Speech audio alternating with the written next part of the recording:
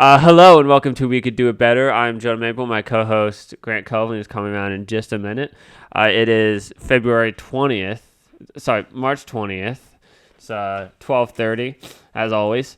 It's pretty cold out there. Yeah, I've been here. I took the bus to class today, and I didn't get to experience the elements to its fullest, but I heard, or I guess I've seen on the weather apps, that it's not kind out there, which sucks. My phone broke, so I didn't I wasn't You were in the loop? I wasn't prepared for it. Yeah. I could have looked it up on my computer, but I don't have time for that. And I just went out. I was like, gosh, it's so cold. Yeah. All right. Anyway, we have a medium-packed episode for you guys today. I don't know if that was useful Medium packed? information. Did you say medium packed? We're gonna go get into it.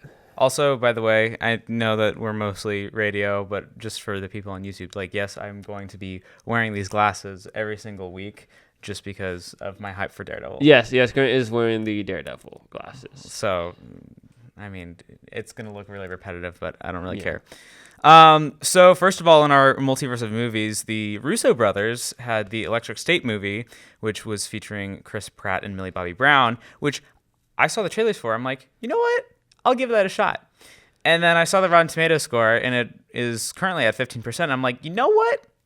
Maybe not. Yeah. But it's really disappointing, and to have the Russo brothers, because they've done a lot of great stuff before, especially with not Mortal Kombat. I'm typing in Mortal Kombat right now on my computer because I was going to talk about this in a segment. They did 4 good Marvel movies. Right. Well, now they're doing they're going to do Avengers, Doomsday, and Secret Wars now. Yeah, so it's and X-Men too, right?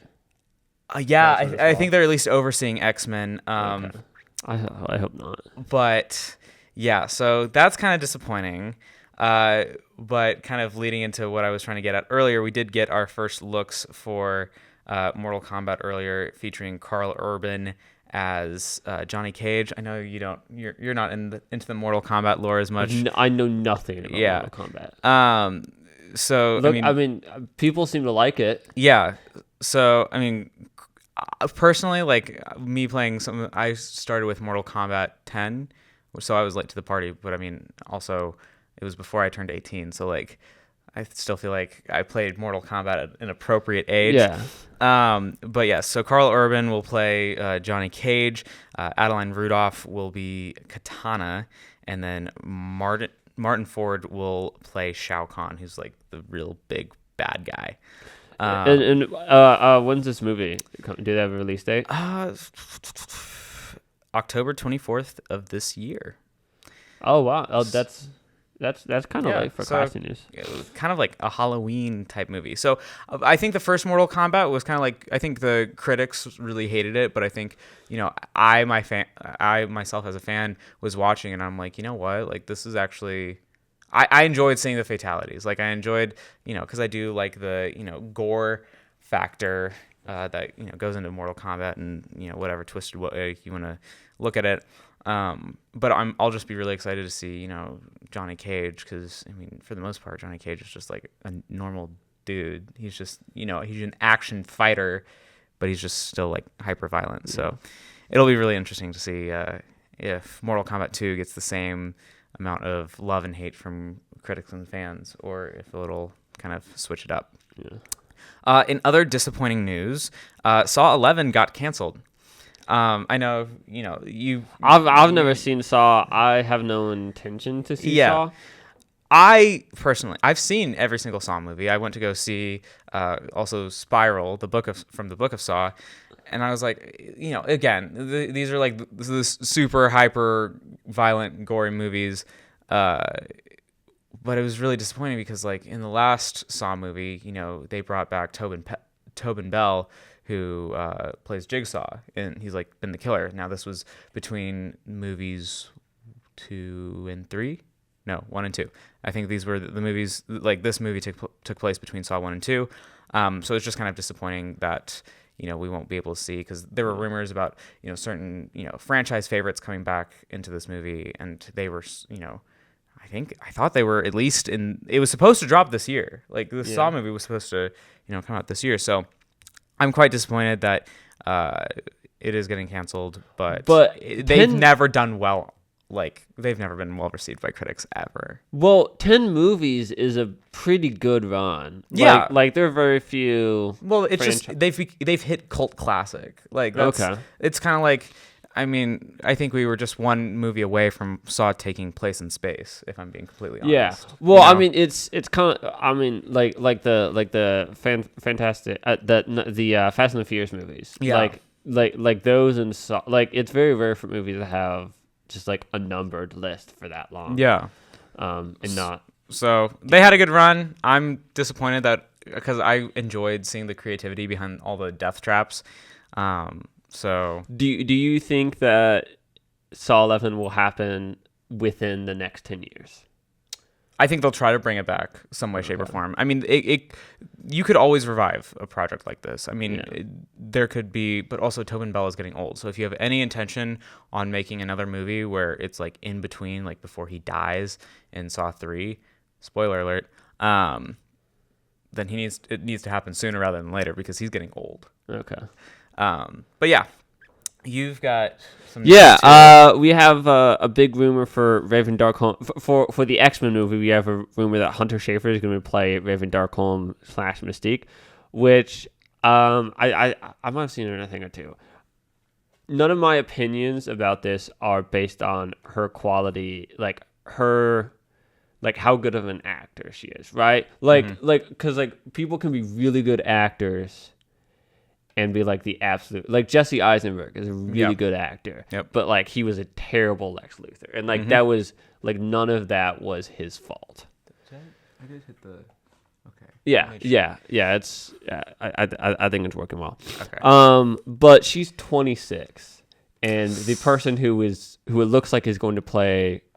Both the people who it looks like are going to play Rogue are older than her. Margaret Qualley is 30 and Keke Palmer is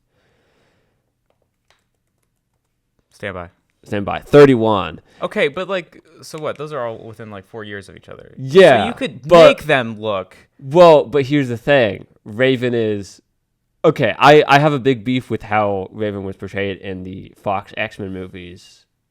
Outside of X2, but even within X2, I'm just like, this is a fun character in X2, but outside of it, like, no.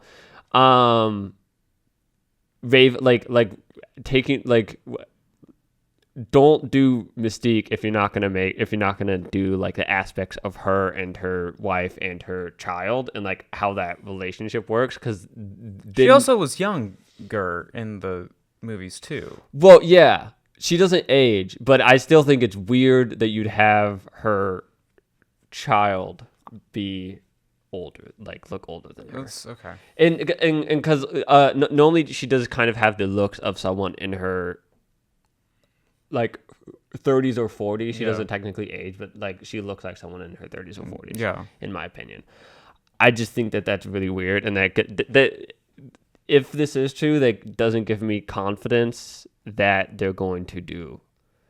I don't know, because this is speculation.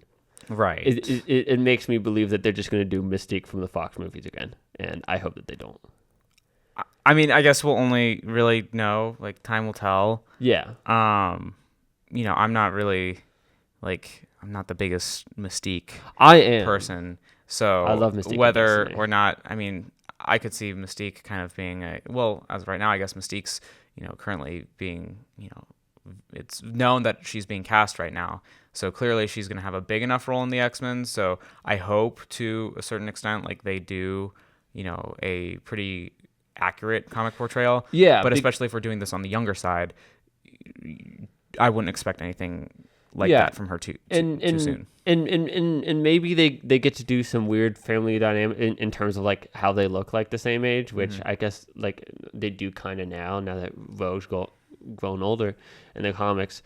But I don't think everything has to be comic accurate, but what like Chris Claremont established with Mystique and Destiny and Rogue is so much more interesting than what the Fox movies did. And like none of this is shade towards Jennifer Lawrence, a really good actor. Yeah. But it's just like not very interesting, and they kind of defined her in terms of her relationship to the men. which is just like the antithesis of Mystique. Sure. We also have a new Hunger Games, but I mean, we don't normally cover like novel news, but there's a new Hunger Games book that came out on Tuesday. It's gonna arrive at my home at our home in Indianapolis this weekend, and then I should be getting it next week. So like, I haven't picked up Hunger Games in probably since middle school. What's going on in Hunger Games world? Just dumb it down in like a minute explanation. So there's the original 3 trilogy. Like there's the trilogy. Catching Fire, Mockingjay. Hunger Games, Catching Fire, Mockingjay, and then they did. This is a prequel, and then they did a prequel which is how when Snow was a kid. Okay. How he became a fat. Oh, that was guy. Ballad of Songbird and Snake. Yeah. Right? Okay. I read it and watched the movie. It's very good. And then this is the story of the second quarter quell. How Hamish, Hamish's Hunger Games, what they look like. Okay. And so everyone kind of knows the ending because he walks out alive, right? Yes. Okay. But there's still a lot of other story to be told. But I'm excited for this one because I think that Suzanne Collins is becoming a better writer. I think that those books, I think all of them were good. I think that they were massively overhated. I think Mockingjay was the strongest one of the trilogy, and then I think Battle of Songbirds and Snakes was the as much as I love the original Hunger Games trilogy, I think Battle of Songbirds and Snakes kind of blew them out of the wall. Oh wow! In terms of just what it tried to do, was so much more interesting, and the villain narrative worked really, really. See, really that well. sounds really enticing, but unfortunately, I only read books if they have superheroes and pictures in it. Yeah, because I am a child. That's fair. But if they make a movie, I'll go see it. Yeah. The movie is slated for November 2026. Oh yeah, you put it right in there. Okay, cool. Well, just because I guess that there's so much confidence in that brand and in Suzanne Collins that they already started it. And the movie for Battle of Songbirds and Snakes was pretty good too. I think they did as good of a job as was possible because it was a hard book to adapt. Yeah. They obviously had to leave some stuff out, of course, because it was a really long book. Like this, I forget how long it was exactly, but this new one is 400 pages. Holy and you Moses. Can't. I mean, which is pretty long for it's not the long, but it's pretty long for a book, and it's definitely hard to adapt into 2 hours and 30 minutes or whatever. But they did a pretty good job. I hope they keep the same people with Do we know if Woody Harrelson's coming back? I assume not, because this is when he was a kid. Oh, right. Duh. Okay. All right. Yeah. No, that makes sense. So I'm excited for that. All right. Well, I think we're going to go into Don't Change the Channel now, and we will be covering episodes 3 and 4 of Born Again. We're going to do a complete spoiler review of 3, spoiler-free of 4, since it did just come out 2 days ago. So if you're worried about potential spoilers, come back in 15 minutes. We'll probably be done talking about Born Again. So just come back a little bit before 1. But yes, let's get right into it. Yeah. So episode 3 was a trial episode. Yes. And I'm loving it. Go into all of the things about that trial. The trial looked very good. Once again, I'm not a lawyer. Right. But it felt pretty real. Yeah. Like there was one thing with the surprise, which I don't even know if it was a surprise witness, but just getting the guy there, where just that's not how it actually works. And all I know, it overall it worked very well. You get to see how I love how cocky Matt Murdock is as a lawyer. He's good, but he's cocky. My biggest, something I wish that I had seen more from the Netflix shows was more courtroom stuff. Yeah. And you saw that once. I did say that? Oh, no, because we only saw that once. I mean, I know Matt defended just some random guy at one point, and then he went on to represent Punisher, right? Yeah. In court. Yeah. Yeah.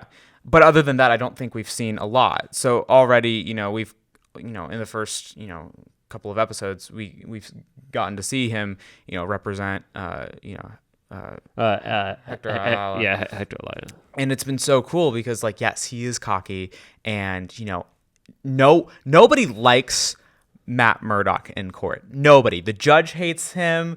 The lawyers hate him. I think the jury likes him. The jury enjoys it because he at least brings the dramatic flair. Yeah, I think that's something he even got called out on. Is like he's got a flair for the dramatic or something in the show. Yeah. I can't remember if that actually happened. Don't quote me on that. But yes, Matt Murdock is extremely chaotic, and he ended up revealing White Tiger's secret identity right in the middle of court. Hector Ayala had no idea that it was going to happen. I was shocked. Like, I didn't think that Matt was going to do that, but ultimately, I think they could have, gone for a mistrial, but I think ultimately, I know ultimately they decided to continue on with it, and then they started bringing up people that Hector Ayala, White Tiger, had saved, and it was so cool because it really does. And it's weird because, like, I know we pretty much don't have real life vigilantes out here, but it does pose like a very real political stance. It's just like, do vigilantes, like, are they better? Because, like, especially when you're dealing with corrupt cops now, like when cops are being corrupted by Wilson Fisk, and if you've got like a good individual who has different abilities that can use them for good, it's just like, are we better off with a vigilante world, or do we trust the cops that might be corrupted? Well, I mean, it's kind of about like accountability, like if like because like even pre Wilson Fisk, like those cops.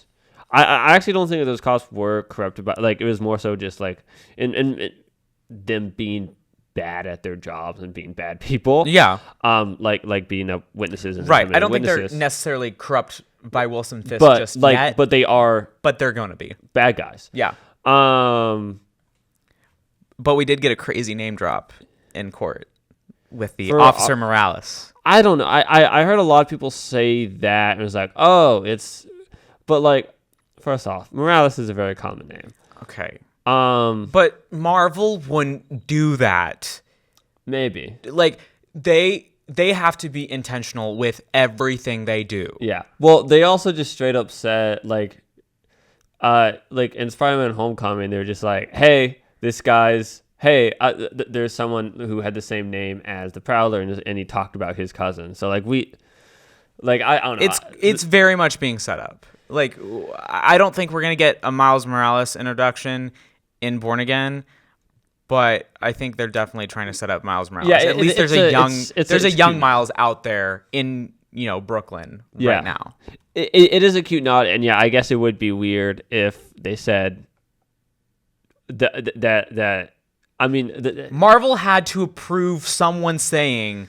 Yeah, Officer Morales in a script. Yeah, I guess, because I was kind of thinking in the comics where it's like someone could get away with that in the comics, maybe, but sure, but like no, because Disney is super vigilant of that kind of stuff. So I do think that this is the Jefferson Morales that we're thinking of.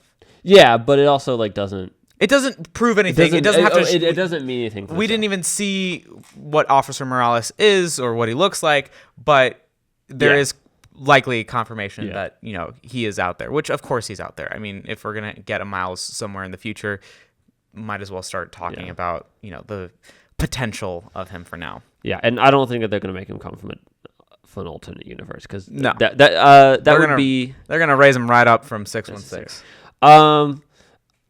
And then we do have to talk once again. I'll say spoilers again for the end of 3. The end of 3, but there was he shocking. I mean, well, let's talk about the court. Let's talk about the verdict first. Okay. Because it was really sad, because when we were in court with Matt Murdock and Hector Ayala, it was heartbreaking to see someone who was truly good, someone who really just wanted to do the right thing, and he protect people. And even when he was up on the podium, he just kept saying, like, I kept doing this because it was the right thing. And he's being like accused of killing a cop, and it's just like it was heartbreaking, because we all know he's innocent, and we almost start to lose hope, because you never know with the jury. Like, it looks really bad. It looks really bad when you have a vigilante who, and looks like, a lot of evidence pointed to he might have been in involvement with the death of a cop. So, when we get that not guilty verdict, I was shocked. I was smiling. I'm like, Matt Murdock, you freaking did it. It was one of the things where, when they're about to read the verdict, I genuinely thought that was a coin flip. In hindsight, I guess it does make more sense that he walks free. That he walks free. I say that because you had the confirmation bias to prove that he's been doing good. Well, it's in in a perfectly good court. Mm-hmm. In what courts in America are supposed to be, there's a burden of proof, and if it's just one person's word against another person's, and it's hard, then you're in a stalemate. Yeah, I mean, once again, I'm not a lawyer. I feel like I've said it. I'm not a lawyer 4 times already, but I keep finding myself looking up legal jargon so I can actually know what sustained or objection. Yeah, all that. I know some of that stuff. Some of it just from my mom being a lawyer, some of it just from osmosis from reading Daredevil, or stuff like that, which probably isn't good. The latter probably isn't good. But education. They have to put some research into it, so everything that they're saying has some basis of fact. A lawyer to write Daredevil, Charles Soule. Shout out Charles Soule. Oh, yeah. But yeah, very interesting. So it built us all up. We got so much hope for Victor Ayala, he can put on the white tiger mask. He did, actually. He went back out, and he was helping people. And what happens, Jonah? Yeah, well, he kind of just, ran upstairs, and then he got, and then he got shot by someone just with a execution style. Yeah, and then you see a Punisher vest. You don't see the head, but, the Punisher vest is walking towards the camera, and then you hear those, croaks from the frogs that he was talking about when he was in jail earlier in that episode. Yeah. The frogs. Crocoy or whatever . Yeah, I've forget the names, but the one from the beach in Luquillo. Which I was my jaw had dropped because it happened so quickly. It's not he was fighting and he was losing badly and you're like, oh, he's gonna die. It was oh, he's gonna go save this person, and then there was they're handling gore right now in a very tasteful way. Yeah, because if it was Netflix, they would have shown a lot more blood. But with Daredevil Born Again, it's a quick, trigger pull, blam. You might see a little bit of carnage, no pun intended, on the other side of his head, but it's real quick, and they switch it, and then he's just down on the floor. I'm like, okay, that makes sense. And it's still Disney, but they're trying to find that middle ground. It's I think honestly it works more not seeing it up kind of in that shot. We kind of see it from afar. Yeah. I think for that shot that works more. I don't think we necessarily need to see his brains. No, I'm not saying that either. And also just that'd be really tough to see, especially considering that the actor it had to be tasteful. No longer with us. Yeah. But yeah, and then you're kind of left with the question of whether or not the person who shot him was actually the Punisher or was. And I knew it can't be Punisher. I already knew because in the courtroom there were at least a couple of cops that had the Punisher tattoo, either on their necks or on their hands. I'm like, this is someone, and this has been a thing before in real life where there have been cops sometimes put Punisher stickers on there, and it's so funny because they don't read comic books, so they just think it looks cool. Yeah, or they watch the movies from the 2000s, right? And they don't know that Punisher hates dirty cops. Well, but I mean, one, those cops wouldn't think that they're dirty, but also well, that's true. Punisher shouldn't be a model of what cops should act absolutely. Like, that's a very good point. He just shoots drug dealers. Yeah, and regardless of your opinion on sort of how criminal, outside of politics, I feel almost everyone can agree, or honestly, regardless of your opinions on Punisher, he's not meant to be a role model No. for cops, and he shouldn't be. And I'm glad that they're doing that as and so far, kind of that commentary seem like they seem to be doing a good job. Yeah. Where Punisher kind of dismissive of it, but also there is a question that I brought up the other day, and maybe this is just like my bias against Punisher, is like, would Punisher have shot Victor Wright? No, he wouldn't have, because he's a vigilante. He's a vigilante. He takes justice into his own hands, just like the White Tiger. So I knew for a fact that it couldn't be him. Like, it's clearly someone appropriating his costume, his symbol, and using it. And I mean, you could have cops who are even like, I don't know. I guess he didn't kill any cops in Punisher, so I guess there'd be no reason for the cops to hate him yet. Yeah, but I don't know. There's things you could do there. I mean, right. Well, I mean, really, I guess if we're gonna get into episode 4, because we've got only 4 minutes left to really talk about, kind of the spoiler-free side of stuff.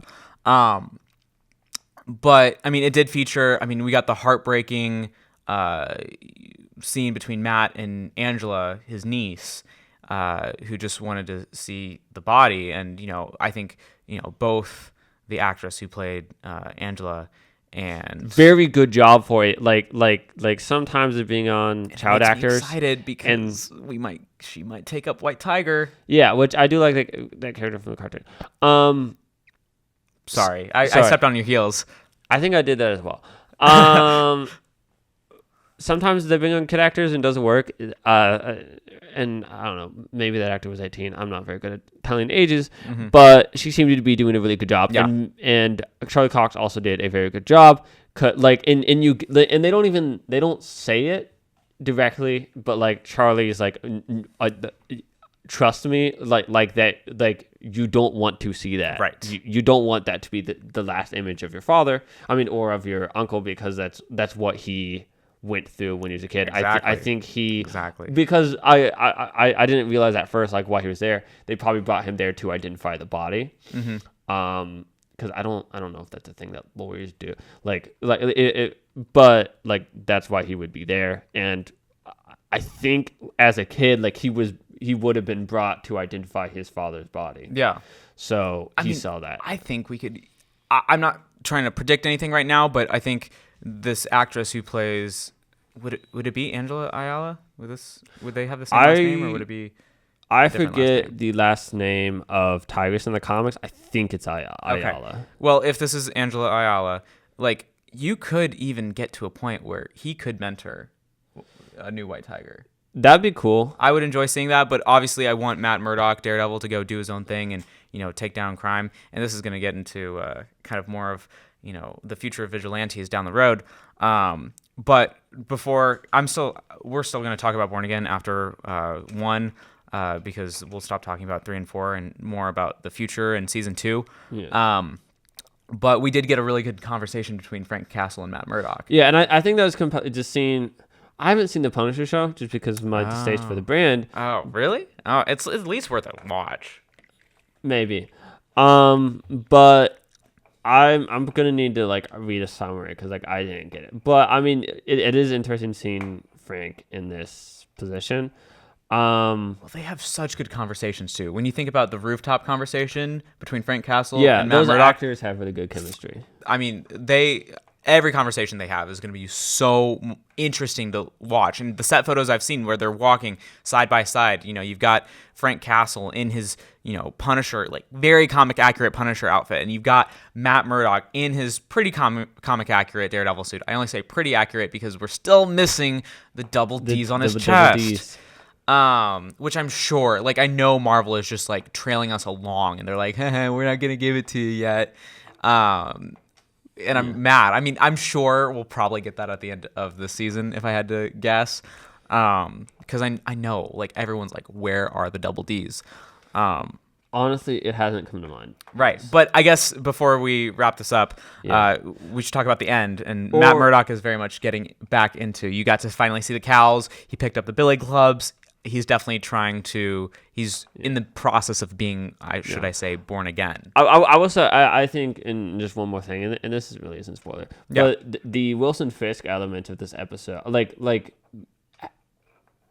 the Wilson Fisk, has been interesting the whole way. Oh yeah. And I think this episode, there's been the most there, the way that he values loyalty over competence. Yeah.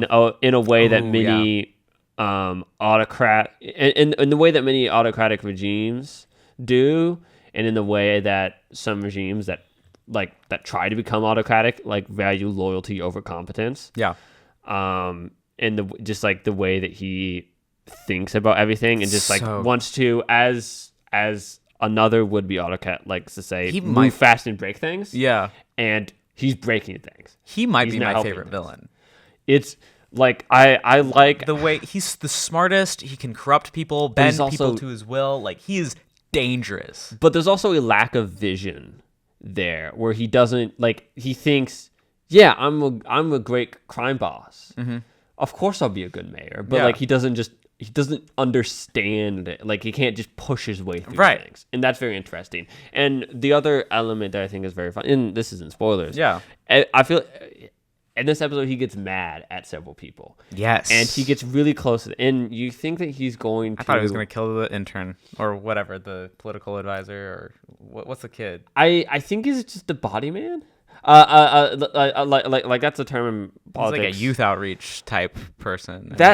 He kind of seems, he gives intern vibes. I know he's not an intern. That might have been it, but I'm thinking Charlie from West Wing, or just someone who follows around the person and just hands them and does their stuff with them. But who knows? But just he gets mad at people, and the first thing we ever saw for Wilson Fisk in season 1 was him bashing in someone's head with a car door. Yeah. And you just genuinely see him get mad at people, and you're like, oh, he's gonna lose it this time. He's gonna kill someone. I don't necessarily think he's going to in that moment, but you're he wants to bash this. He wants to kill these people. It's very interesting. We are going to have to move in because we're more than halfway through our show time wise. And not the other type of way wise. But so you think we should move the born again stuff for? We can just say. Well, okay, so I'll make this really quick. But season 2 has apparently started shooting already. That's why Vincent D'Onofrio wasn't able to go to Indiana Comic Con, which I'm so mad about. I got these cool Matt Murdock sunglasses just so I could wear them with our photo op, and he wasn't there. So I still love them and I'm gonna wear them all the time, but still I got to meet Luke Cage, so whatever. But from the set photos we can now see a redheaded Karen Page, which was interesting. I'll have to show you the set photos later. But also it seems like Fisk is now setting up an anti-vigilante task force, which will target a bunch of vigilantes around the city, which is surprising because he only mentioned 3 when he was, talking earlier. He mentioned, I think, Punisher. Did he mention Punisher? I don't know. I think he mentioned Punisher, Daredevil, and Spider-Man. He said something about guy in a spider outfit. Because Kate Bishop isn't in right. She hasn't hit York vigilante. Anymore. Well, I don't know. It's very unclear because it seemed for a little bit did she move in with Clint in the country, or did he, or but I don't know. It's weird. And I guess so. I think that there's a good chance that because he's setting up a whole vigilante task force, there's going to be a rise in vigilantes. I think this is going to be a huge political divide in New York City. It's just you're going to have pro vigilantes and against vigilantes. And I think this is going to set up the return of the Defenders. And I went to Comic-Con last weekend, and I'm going to move my F point up to C. But I did ask Mike Coulter, who played Luke Cage, I'm like, is there a chance we'll get to see you in Daredevil Born Again? And more specifically, I was thinking about the storyline where Luke Cage runs for mayor. Yeah, well, he's mayor right now. Yeah. So I was asking him, I'm like, is there a chance that you'll be able to dethrone Wilson Fisk? He's like, we'll just have to see. And great guy. He's built. He's freaking huge, man. Mike Coulter, there's a picture of me shaking his hand. I don't think you've seen it yet, but he's huge. Compared to me, he was nearly a whole head taller than me. His arms are the size of watermelons. I was floored. I was completely fanboying. But at Indiana convention, at the convention center, he was doing a panel, and he said that when he was asked about his return, he said, "I still have hopes for it. I don't think about it anymore, but I think there's always time. I don't think it's impossible, and anything can happen." He's definitely sitting on information, and he's not telling us. I think that's the kind of answer where just like he could be saying the truth, or I mean, I wasn't there, so who knows? He's definitely having conversations with Disney right now. We really talked a lot about Daredevil Born Again, but just like, I love this show so much. So Ted Lasso was renewed for season 4. Jason Sudeikis is confirmed to be returning back in both in his producer role and his acting role. I heard something else about this. You said starring, or you didn't say starring. You said returning. I don't think he's going to be starring in it because last time we saw him, he actually went back to the States. Yeah. So there was kind of the assumption after season 3 that this is done, or they said, or I think Jason Sudeikis said, if they do another episode, if they do another season, it's just going to be without me. Right.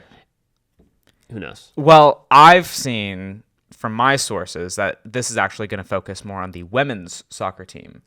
Oh, and you're going to have Keely and Rebecca really in charge of the women's team, because that was at the end of season 3. Yeah, well, because that was my other thing with this, was like we kind of did all of these characters. Right. I don't know, like where each of these like all of these characters. I don't know where else each of these characters is supposed to go. Yeah.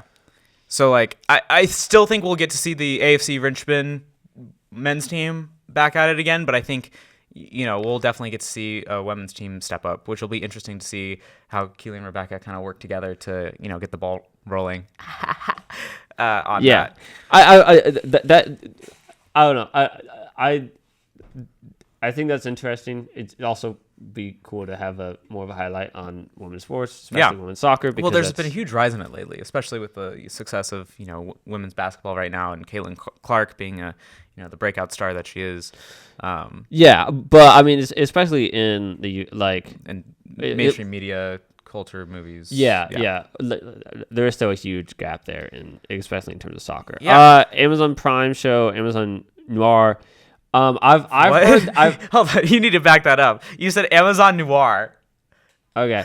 So Spider-Man Noir is a show being made and released by being made by whoever, being released on Amazon Prime. That's the one with Nicolas Cage, and it's being supposedly released in black and white and color. That's what I think this is going to be very similar to like what they did with Werewolf by Night, where you can choose between the two, you can watch them both. I personally would probably prefer to see it in black and white. Well, I read that they shot it in black and white. Yes. And so you don't think color will be an option? No, I think color will be an option. I just think they're that just going to they shot it in black. Like I read that they shot it in black and white. I didn't know about that, but that would be interesting. I mean, I feel like if you would do anything, you should start in color and then go to black and white, because I feel like it's a lot harder to put the color back into. I don't know. I could be completely wrong. They could have used 2 different cameras, and you could. I don't know. But also, Amazon Prime's God of War has been greenlit for 2 seasons, which is kind of based on surprising like the video game, right? The PS4 video game featuring Kratos and Atreides, and I've heard about it. I've heard it's good. It is an amazing game. I played. They only made 2 games. They had the first one. Well, I guess I've played them all. I guess I've played it 3 times. I've played the first God of War on my PS4, and then I played it again on my PS5 when it got remastered. And then they did Ragnarok, which I assume that the first season is going to be about the first God of War game, and then the second one will be about Ragnarok. And it is really interesting because you get to meet like Thor and Odin, and it's outside of the typical Marvel realm. And Thor in Norse mythology is different. I can't use the words to describe Thor while I'm on air, but they're not. Thor's a doo-doo head. Yeah, it's very different. Yeah. So I'm excited. We're still kind of waiting to see when we'll get that release date, but I am pretty excited because I think a lot of people will be. I mean, clearly video game adaptations are doing quite well right now. We have The Last of Us coming out on April 13th, last time I checked. And then, we've got Sonic, which is doing well. You had Detective Pikachu. So, like, we're doing really well with video game adaptations right now. So I'm really excited to see how God of War happens to stand against all the others. Yeah. And on to Game Over. Yeah. I forgot that we did this out of order, but that's fine. Did we? Yeah, I moved Mike Coulter up. Oh, yeah. So in terms of Game Over, we're still in the middle of Season 2 of Marvel Rivals. There's a little event right now where Galacta has a board that you can move pieces around just by, like, you can have your rolls. So, like, you can roll a dice and it'll move you around the board, and you can get, like, some costumes or cosmetics or, in-game currency, which is fun. I mean, I'm not, like, grinding to complete these quests, but at least it's something fun to, kind of do on the side. Last week I reported in about a President Loki skin getting dropped into the shop, and I did go ahead and get that, and I've never played Loki before when I got the skin, and I'm like, I have to get really good at it, and I am. Like, I am. That's good. I started playing Loki, and he's so much fun because, his highlight reel. So, like, if you get MVP, which I actually have, I think I've gotten MVP like probably 4 or 5 times as Loki already, and this is just in the past week. He, like, steps down these stairs, and there's, like, flashing lights, photography, stuff like that, and then it kind of flashes into, like, a newspaper headline, and it says, "I'm gonna lie straight to your face and you're gonna love it." And he looks so cocky, and it's really fun to mess with people. Like, Lokis annoy me so much in Marvel Rivals, so the fact that I've started to get it down and I'm annoying other people has really been a full circle moment for me. Good for you. But that wasn't even a point that I made, but I just wanted to brag about my versatility in Marvel Rivals. So Season 2 has already, complete. It's like, they've already roadmapped it out. Like, we already know how it's probably going to end. We're going to get the Blade, Dracula. I don't think we're going to get a Dracula character to play as, but you never know. But apparently the third season has already been roadmapped as well. Like, they already have finished essentially the concepts and what we're going to get. My theory is still that they're going to do X-Men. I think they're going to pull the X-Men in some way, shape, or form. And we're on season 2.5 right now, right? Or like, yeah, I hate the half seasons. I'm just going to call it by 2. Like, okay. I'm going to do, like, if it's got the overarching storyline, because currently we are still in, like, the vampire era. Like, we're still on one battle pass, Okay. So, sure, I think we're on 2.5. But that is so confusing. Like, you already have Fortnite where you've got chapters and seasons, and I'm like, I'm just going to call it by its season name. I don't need to, do anything else. But also, Spider-Punk, we're finally getting a Spider-Punk skin. It was teased way before, the game was released. So we are getting a Spider-Punk skin for Spider-Man on March 20th, which happens to be today. Okay.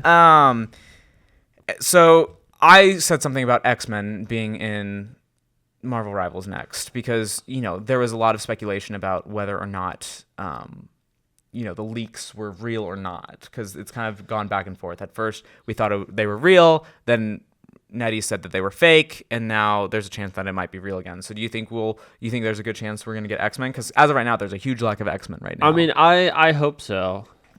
I haven't, like, looked into that kind of stuff that much. I've kind of heard you talk about it.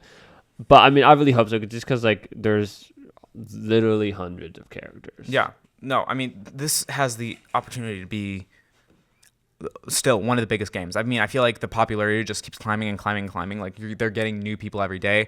I think they're holding, like, their retention rate for players is going on pretty strong just because it's highly replayable. It's a very fun game. I mean, I don't even play video games that much, but, like, when I'm back at home, I play it sometimes. Yeah. And it's a very fun game.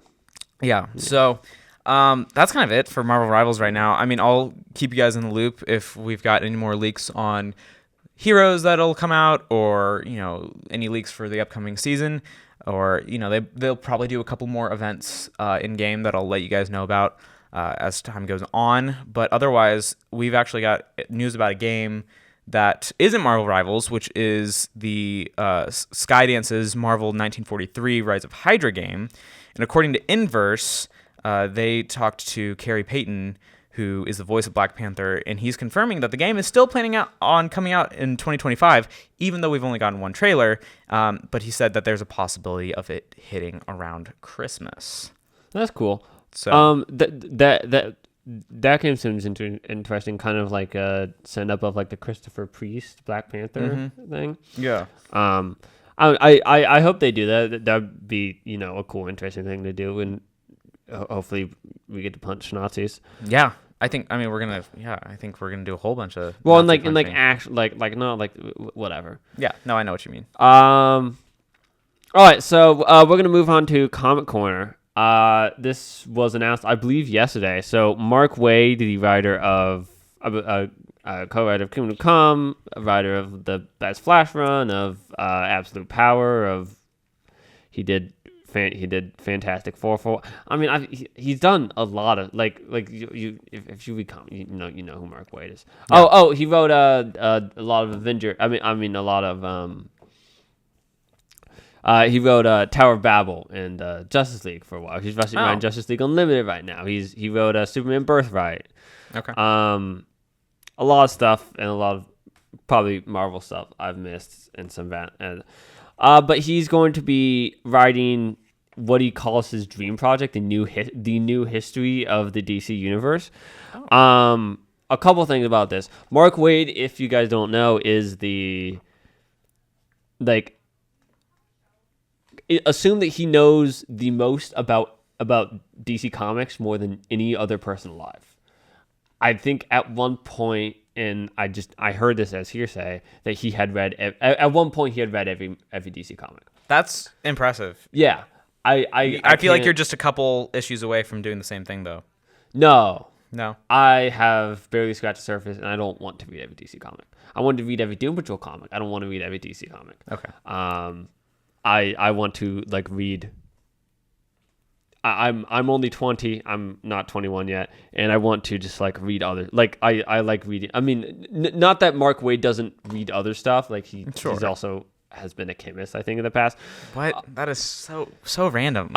But he he knows more about this and understand. So I'm really excited. And so history of the DC universe, they've kind of done this before. During the Event 52 after Final Crisis, Dan Jurgens did a thing in the backups of a weekly event where it kind of explained, okay, this is the continuity to this point. Mm-hmm. This is what the characters would know if they knew everything that happened in the universe. Yeah. And it actually worked. 2005 was a simpler time. Okay. Somewhat. The stuff going on was more complicated, but we've had Flashpoint, New 52, Final Crisis, Convergence, Rebirth, Doomsday Clock, Dark Knight's Metal, Death Metal, and Dark Crisis. All things that would kind of mess up continuity or just you can't explain this. Yeah.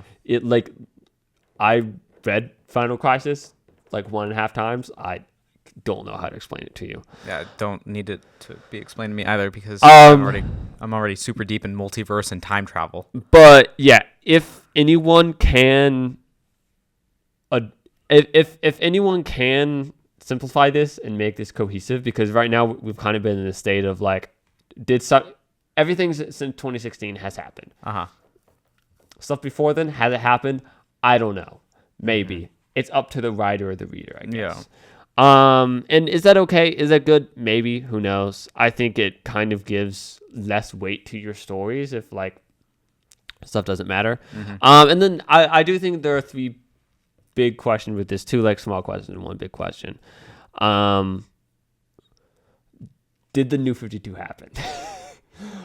Is Mark Waid going to say whether or not the New 52 happened? Because I think he kind of stayed away from DC Comics during that time. I did not follow DC at all during New 52, so this is all you, buddy. I haven't read, I have not read that much New 52. I've kind of stayed away from it because it's kind of been... The Batman stuff happened. The rest of the stuff kind of didn't happen. The Flash stuff maybe happened. The Wonder Woman stuff, we know for sure, they say directly in Wonder Woman comics, New 52, that was a completely different, that was a completely different thing. Yeah. That it was all a hallucination. Which is weird because I feel like we grew up in the New 52 era. Yeah. Because, the stuff with Batman, Court of Owls, that happened. Uh-huh. But Wonder Woman just hallucinated That's all a of New 52. freaking headache. She hallucinated dating Superman. She Oh my hallucinated God. doing all of that other stuff, which I don't Jeez. think that she did Superman. But well, there's that, and also whether or not the Wildstorm like Stormwatch Authority thing, like, or they say that like, did that happen? Did New 52 did that just happen in New 52? I think that's a question, and like Such a headache. yeah, that's why. If you just read normal DC comics, if you pick up like Bird of Prey or Wonder Woman, you don't have to worry about this for the most part. And really you shouldn't. And I don't most of the time. But I don't know. Maybe Mark Waid gives us some clarity. That'd be great. That'd be cool. Because I need some. I mean, not like I've been following it closely, but that's why I can't follow DC much, is because it's always giving me a headache. Yeah, I mean, like individual runs, but like the kind of bigger overall narrative, they get very bogged down in continuity. Yeah. And there's also like, I don't know, like the preview image only had one person of color, and there was some people was like, hey, and so and I overall I trust Mark Waid to do that very well. He didn't draw that, and I assume that's just like an oversight, and that they'll kind of be including all of that stuff. And then since Comic Corner, we're not doing everything we've read. We're just kind of like gonna pick a thing or two. Yeah. I picked Assorted Crisis event. Just came out last week. A comic from Dennis Camp, who's writing Absolute Martian Manhunter and The Ultimates right now. Okay. Kind of a big rising star, and I would recommend this comic to everyone. It's been getting a lot of. It's been getting a lot of good hype. Obviously picked this up from shout out to in downtown Muncie. This is a very good comic for understanding the world right now, where everything feels like it's falling apart, but also it's not real. Mm-hmm. Okay. And they play with that very well. This is an ongoing anthology. The art is really awesome. The art and colors, pencils and colors. Hold on, I'm wearing red lenses right now. Yeah, and it kind of it plays. No, that is a cool art style. Yeah. Yeah, it plays with a lot of panel formations. And it's about like what these people who are living in like a crisis, like a time crisis, like how kind of like in the superhero world. I don't even know if there are superheroes in this. What would that be like? Where just like everything's disappearing, and it connects to this very moment right now, where just the news is crazy, everything feels crazy. Yeah, and there are also. But like the street this woman lives on, they're like using to film apocalypse movies. Oh, so that's cool. There's like apocalypse happening around her, but also like the super crazy stuff on her street. Yeah, where it's just like, but like there's also fake stuff happening right now, and how do I deal with that? How does this work? How do you like go to work? Sure. When like your parents disappear. Mm-hmm. No, and that's weird.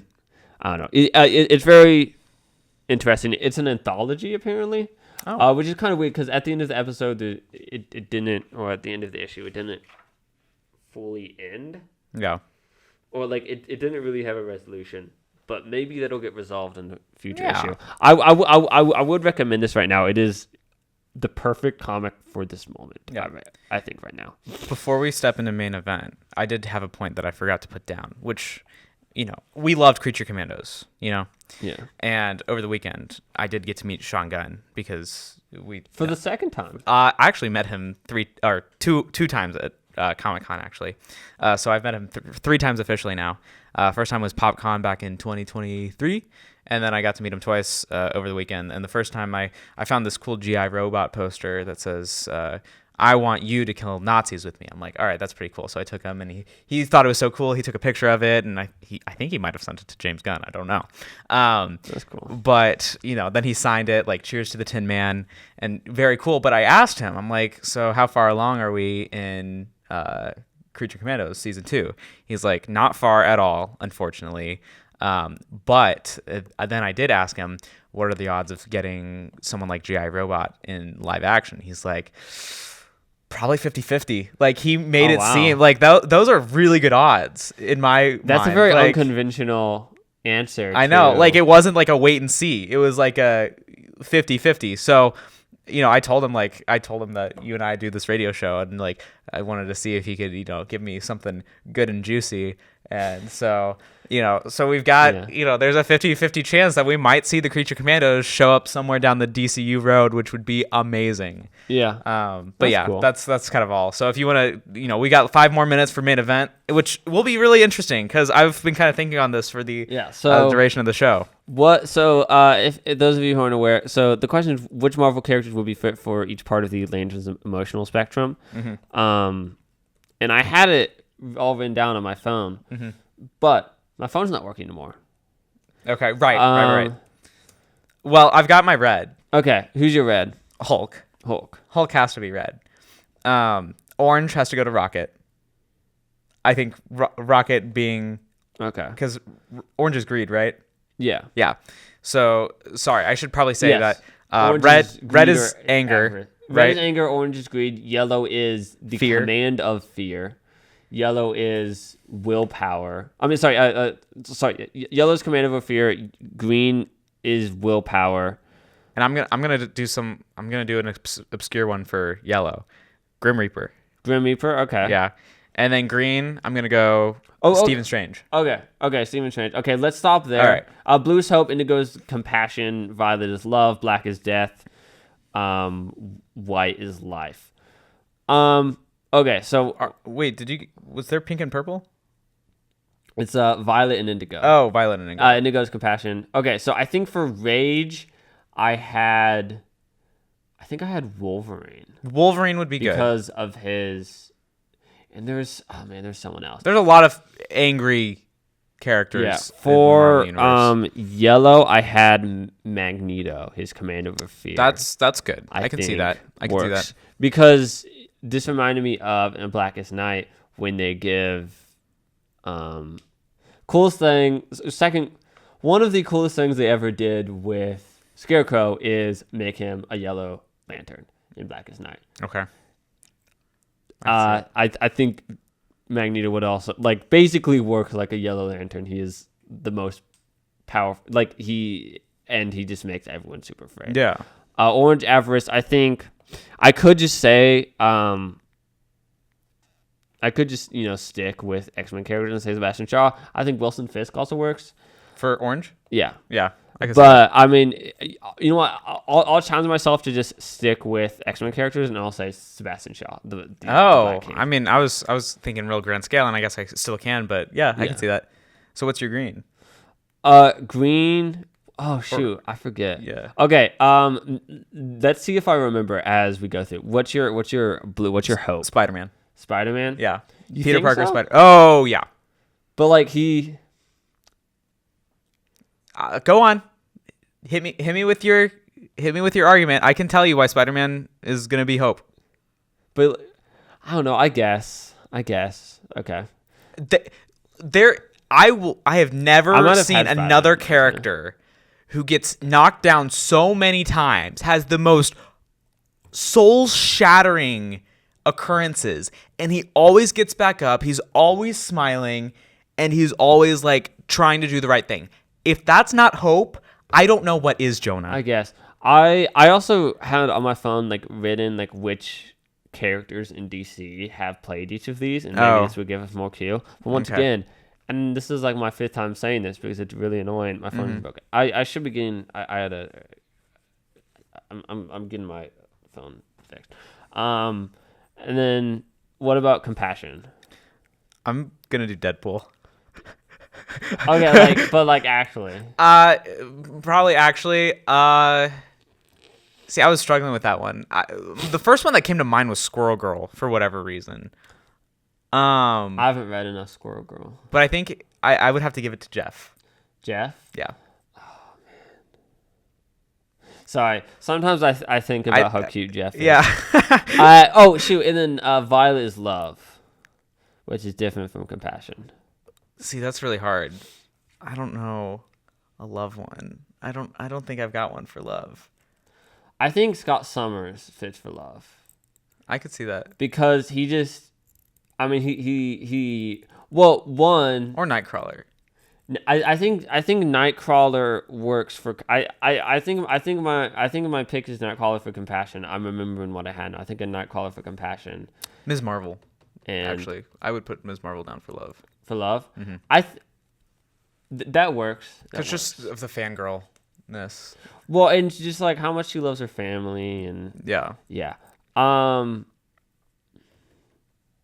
Yeah, I think Scott. Well, because one, he is like all of his relationships with the women in his life, like that's true. Elite Forrester, Madeline Pryor, Jean Grey, Emma Frost have all been just him. He's been all the way in it. He was just like 100% committed day one once he saw them. Yeah. And then Green Will, I guess. Oh, man, I guess I'll give it to Carol Danvers. Okay, I can see that. Just she gives very. Is it because she's a pilot like Hal Jordan? I wasn't thinking about that, but I guess that works. All right. Well, unfortunately, we are out of time, but we will be right back here next week on WCRD 91.3 FM from 12:30 to 1:30. Again, we'll break down 4 in a complete spoiler review, and then we'll do 5 in a spoiler-free review. Yeah, of Born Again. Yeah. Thank you everyone for listening. Have a great week. Stay safe out there. See you later, guys.